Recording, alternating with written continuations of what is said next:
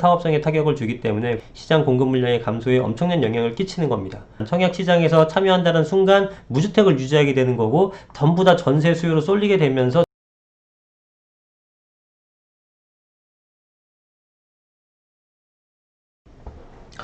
네, 안녕하세요. 이승훈 소장입니다. 자, 기사를 좀 몇 개 살펴볼 건데요. 강남 분양가 5억 더 내린다. 뭐 이런 기사가 있습니다. 윤곽 드러나는 상한제 반값. 분양가 상한제가 시행이 이제 됐다라는 것은 여러분들 알고 계실 텐데, 어떤 그 시뮬레이션을 해보니까 그야말로 반값이라고 합니다. 강남에 두 개 단지가 있는데, 평당 3,500만원에서 4천만원 정도 한다고 하는데, 최근에 강남의 가격 아시죠? 한강 뷰가 되는 것들은 평당 1억, 아닌 것들은 보통 한 7천만원에서 8천만원 정도 하는 게 강남의 집값입니다. 보통 새 아파트 같은 건 8천에서 9천 정도 하고 구축 아파트도 7천 이상이 가는데 3,500에서 4천이면 7천에서 8천만 원에 딱 절반밖에 안 되는 거죠. 이러다 보니까 반값 아파트가 나오는 거죠. 분양가 상한제의 폐해라고 볼 수 있습니다. 이 분양가 상한제로 인해서 집값이 내려가길 기대하는 정부의 의도는 알겠는데 사실은 공급되는 물량이 매우 미미하잖아요. 시장은 이만한데 사실은 공급되는 물량은 요만하단 말이에요. 그러면은 요 가격이 이쪽 가격으로 흡수가 되는 거지 이 커다란 가격이 이쪽으로 환원되는 게 아니라는 것이죠. 그래서 이거를 가격을 여기서 아무리 낮춰봤자 이 가격이 같이 따라 내려갈 확률은 사실상 없다라는 겁니다. 자, 그래서 특히나 이제 분양가 상한제 같은 게 시행된다 그러면은 공급 물량이 더더욱 줄어들게 되겠죠. 지금 국민주택구모 84제곱, 그러니까 우리가 흔히 얘기하는 33평 아파트의 분양가가 지금보다 5억 원 더 내려간다. 그러니까 지금도 사실은 허그에서 규제를 하고 있기 때문에 분양가 자체가 비싸지가 않습니다. 비싸면은 허그에서 그 허가를 안 내주고 있기 때문에. 근데 그것보다 5억이 더 내려가서 최종적으로는 10억 원 넘게 저렴할 전망이니까 이건 그야말로 표현상이 아니라 실제로 로또 이상의 수익을 생길 수가 있는 거죠. 그죠? 당첨받는 순간 10억 원 넘게 수익이 꿀꺽 생기는 거라고 생각하시면 됩니다. 그래서 소수의 수분양자, 로또 수분양자만 양산하는 것이 아니냐 이런 지적이 있다라는 것이죠. 자, 지금 현재 허그 규제로 인해서 기존 가격보다 평당 1,000만 원 넘게 싼데 더 내려가게 되니까 거의 반값 아파트가 된다라는 겁니다. 자, 금액적으로 보게 되면 상한제 적용 아파트 주변 시세 반값인데 상한제 분양가가 평당 3,500만원이라면 84제곱 기준으로 12억 원 선이다. 서울의 평균 가격이 지금 10억 원 정도 된다고 하는데, 그리고 강남은 20억 원 정도 된다고 합니다. 평균 가격이 신축, 구축 합쳐서. 신축의 가격이 12억 원에 분양을 하는 거니까 제가 볼 땐 10억이 아니라 한 15억 정도의 차익도 생길 수가 있습니다. 그래서 허그 분양가 17억, 이와 이것도 로또다라고 했는데 더 낮춘 꼴이 되는 거고요. 주변 시세가 평균 한 25억 정도 되니까 12억 원이면 반값 이하의 아파트가 나타나는 겁니다. 이렇게 되면 무슨 문제가 생기냐면 모든 사람들이 청약에 쏠리게 되죠. 그 청약 당첨받기 위해서는 어떻게 됩니까? 점수를 유지해야 되고, 점수를 유지하는 기준 중에 무주택자도 꽤 중요하죠. 그럼 그 무주택자를 유지하기 위해서 사람들이 어떻게 하겠습니까? 전세를 들어가는 거죠. 그 전세 수요가 더 많아지게 되는 거고, 지금 임대차 3법의 영향으로 전세 공급은 굉장히 줄어들고 있는 입장인 겁니다. 그죠? 추가적으로 3기 신도시라든가 공공주택 같은 것들 하는데도 상당한 시차가 생기는 거고, 시장에서 바로바로 공급할 수 있는 전세 물량들은 월세나 반전세로 돌리고 있는 상황에서 청약 대기 수요자가 많아지는 현상 때문에 전세 가격이 더 가파르게 상승할 수밖에 없다는 이런 시장의 부정적 영향이 나타나고 있죠. 예, 그런 상태가 됩니다. 자, 물론 상한제 단지는 분양가가 저렴한 대신 당첨자가 10년간 전매 금지, 최장 5년간 거주 의무를 각오해야 한다. 근데 여러분들 10 한 2, 3억 벌 수 있으면 10년 전매 금지하고 5년 거주 의무 이거 안 하겠습니까? 예, 저는 10번이라도 합니다. 예. 그리고 솔직히 강남의 아파트를 전매 10년 전매 아니라 20년 전매라도 안 할 것 같아요. 저는 합니다. 어차피 팔 생각이 없는데. 그렇지 않나요? 이거 의미가 없는 것들이 별로. 그죠? 예. 그 상한제 분양가가 주변 시세 80%이면 전매 기간 10년이다. 제가 볼 때는 크게 의미가 없을 수 있다라는 겁니다. 뭐 어차피 안 팔 생각으로 들어가는 거니까. 그러나 이런 상한제 단지가 당장 나오기는 어렵다. 어렵죠. 왜냐하면은 하고 싶지 않을 거 아닙니까? 그쵸? 상한제가 걸려버리게 되면은 수익이 확연하게 줄어드는데 고민하게 되겠죠. 그래서 공급 물량이 더 적어질 가능성이 많다라는 거죠. 그래서 분양가 상한제를 통해서는 집값을 잡기는커녕 공급 부족으로 오히려 시장 왜곡으로 가격이 더 올라갈 수 있고, 그 와중에 분양받은 사람들만 로또를 받게 되는 그런 형태의 나쁜 영향이 생겨날 수 있다라는 지적이 계속 있는 겁니다. 자, 기사에서는 말미에 이렇게도 적습니다. 분양가 상한제가 재건축 사업에 불리하지만은 않은 측면도 있다. 일반 분양 수입이 줄면 개발이익의 감소에 초과이득 환수제에 따른 재건축 부담금이 줄어든다라고 하는데, 이거는 사실은 좀 말도 안 되는 얘기죠. 어떤 얘기냐면은 이렇게 쉽게 얘기해서 이겁니다. 여러분들이 집값 많이 안 올라도 이득입니다. 불리하지만은 않아요. 왜냐하면 집값이 많이 올라봤자 양도소득세를 내야 되거든요. 이런 얘기랑 똑같은 겁니다. 여러분들 그게 납득이 됩니까? 네, 세금이라는 것은 올라간 것 중에서 일정 부분을 내는 것 뿐이고, 초과이득 환수 제도도 올라간 거에서도 일정 부분을 내는 건데, 이 내는 게 아깝기 때문에 안 오르는 것이 낫다 라고 얘기하는 것과 동일한 거거든요. 그래서 이거는 좀 말도 안 되는 그런 지적인 거고, 분양가 상한제는 상당한 사업성에 타격을 주기 때문에 공급 물량의 감소에, 시장 공급 물량의 감소에 엄청난 영향을 끼치는 겁니다. 집값이 하락하는 데 있어서 전혀 도움이 되지 않는 제도다라고 생각하시면 돼요. 자, 서울 매매가, 서울 아파트 평균 매매가가 10억을 돌파했고, 강남은 20억입니다. 이건 뭐 헤드라인만 보셔도 될 것 같은데, 꾸준하게 올랐죠. 2013년도가 이제 최저점이었습니다. 2013년 9월달 통계청 자료상 최저점일 때 평균가가 5억이었는데, 2020년 되니까 10억이 되니까 2배가 올랐다라는 겁니다. 엄청나게 많이 상승을 했죠. 그리고 강남은 20억 정도가 되고요. 서초구도 19억 5천, 네, 뭐 좀 있으면 여기도 20억 어떤 그 클럽에 가입을 할 것 같습니다. 그 뒤를 이어서 송파구, 용산구 쪽이 한 14억에서 15억 정도. 그 다음에 광진구, 성동구, 마포구, 강동구, 양천구가 10억 언저리에서 왔다 갔다 하고 있는 그런 상황입니다. 광진구가 사실은 성동구나 마포구를 넘기는 것도 놀랍긴 하네요. 광진구가 물론 비쌉니다. 비싼 동네인데, 우리가 이미지 속으로는 사실은 마포구나 성동구가 훨씬 좀 그 랜드마크 아파트가 많다 보니까 쏠려 있는데, 광진구는 사실은 아파트가 상대적으로 적고 또 강변에 많이 모여 있다 보니까 평균 하나하나의 가격은 굉장히 비싼 걸로 분석이 됩니다. 강동구는 최근에 새 아파트의 심으로 좀 가격이 엄청나게 상승을 한 모습이고요. 양천구는 뭐 목동의 힘이겠죠. 네, 그래서 이런 상태다.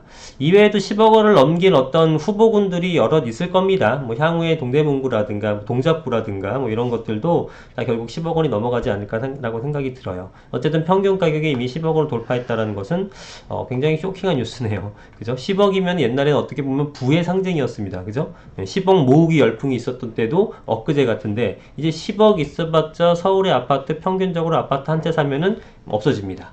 그쵸? 뭐 그런 상태입니다.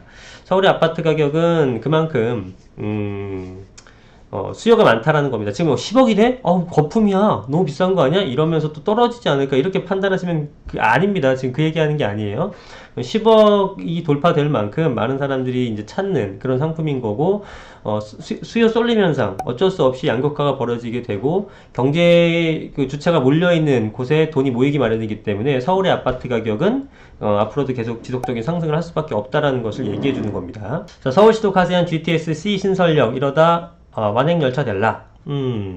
이게 무슨 얘기냐면, 이제 이렇게 C 노선이 만약에 있다. 그러면 요렇게 지하철역이 있어요.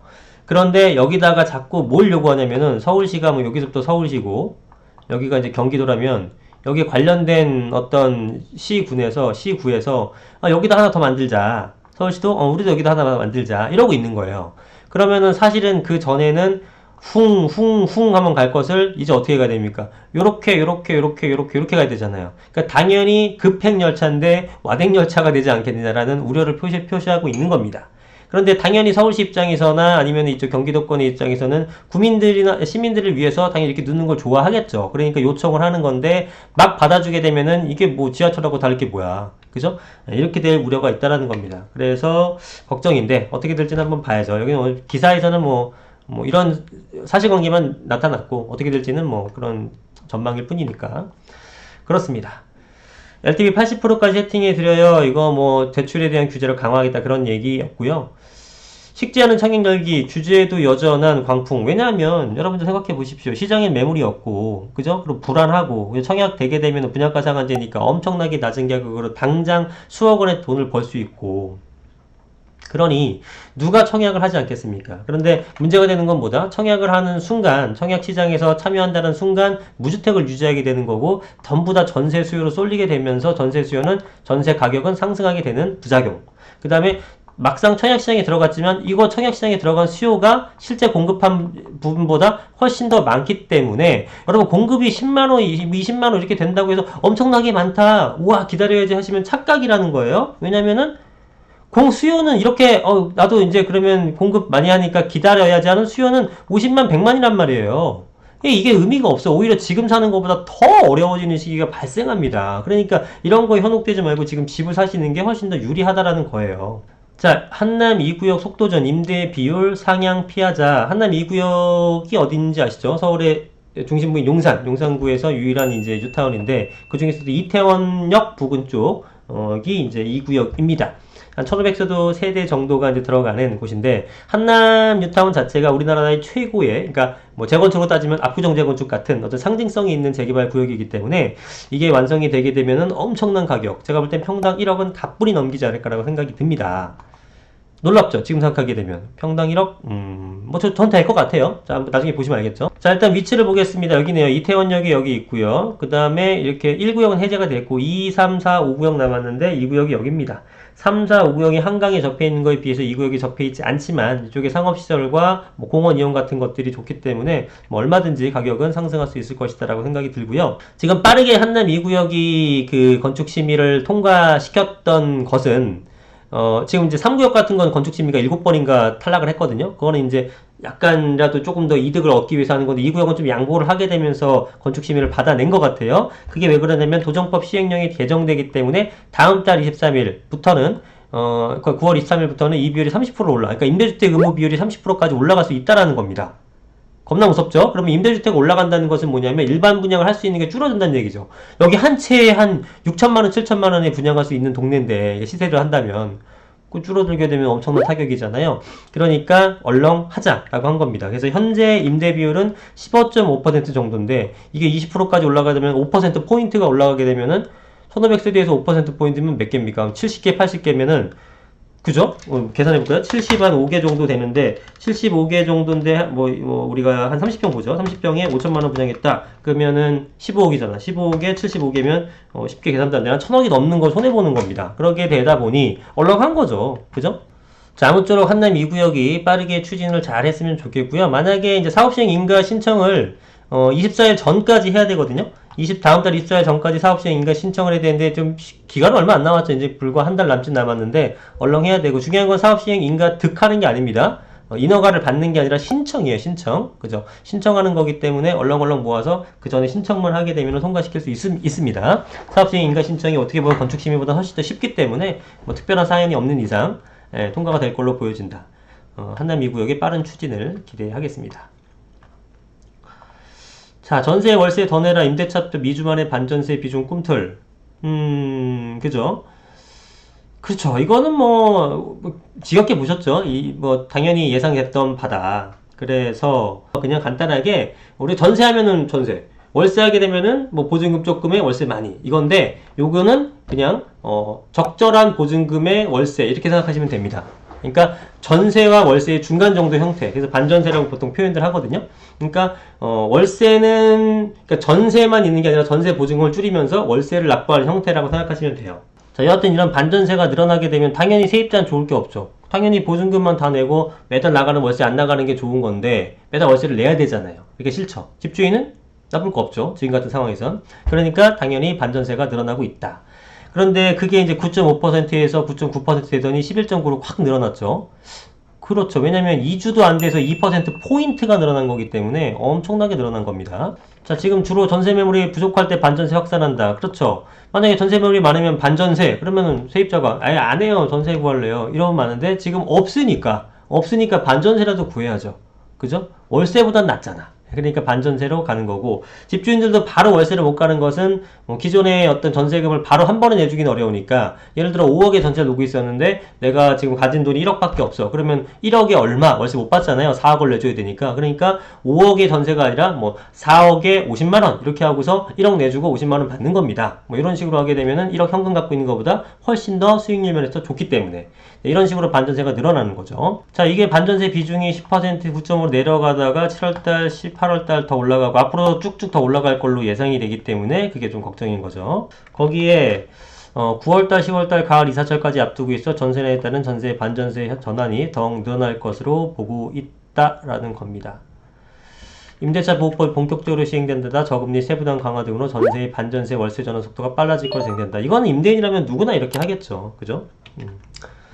그렇습니다.